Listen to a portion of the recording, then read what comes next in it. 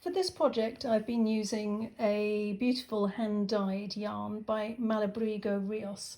And it's a lovely yarn which has a lot of variegation in it, as you can see, especially on the body.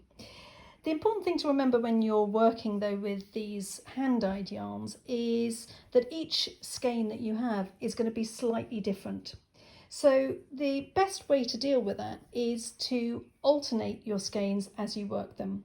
Otherwise you may end up with pooling, where you'll have one very strong colour in one area, and then when you change the next skein it might then look quite different, and you might end up with a sort of really obvious stripe. So the best way to really control and make the gradation look natural is to use a technique of alternating the skeins as you go.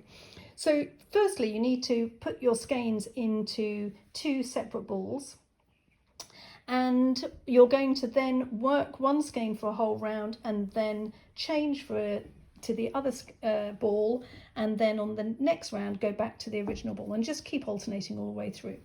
I've done this already on the body, and you can see how well and how natural the gradation is. And this is where I was doing all the alternating. It's under the arm and it works all the way down here, and you can see how neat the join is between the two balls all the way through, and on the inside as well. So it's hardly any sign that I've been alternating with this technique. So I'm now going to show you how I use this technique of alternating the balls to work on my sleeves. I've already knitted a few rounds of my sleeve stitches. I don't tend to alternate right at the beginning, because at the beginning there's quite a lot of other stuff going on, setting these corner stitches, picking up the backward loop cast on stitches and so on. So once I've done a few rounds and everything's set, I then start putting the other ball into play and alternating. So I'm just going to do that now. So I'm coming up to the end of a round. So this is my beginning of round marker. Just slip the marker, and I'm just going to knit 2 stitches, and now I'm going to start using the other ball of wool as well. So all I'm going to do is a very simple action. There's no twisting of yarns involved with this technique. It's a matter of just bringing your yarn forward or taking it back. So this is the yarn I've just been using, and at the moment it's sitting at the back.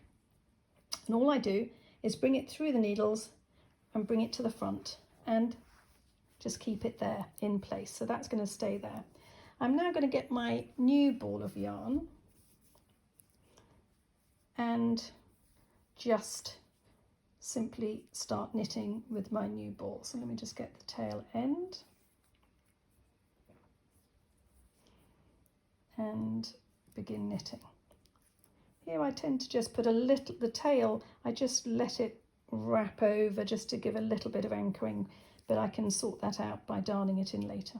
So I'm now going to just work a full round with my new ball, and as I'm doing that, the previous ball is just sitting, oops, I've just caught the thread there, let me just do that again.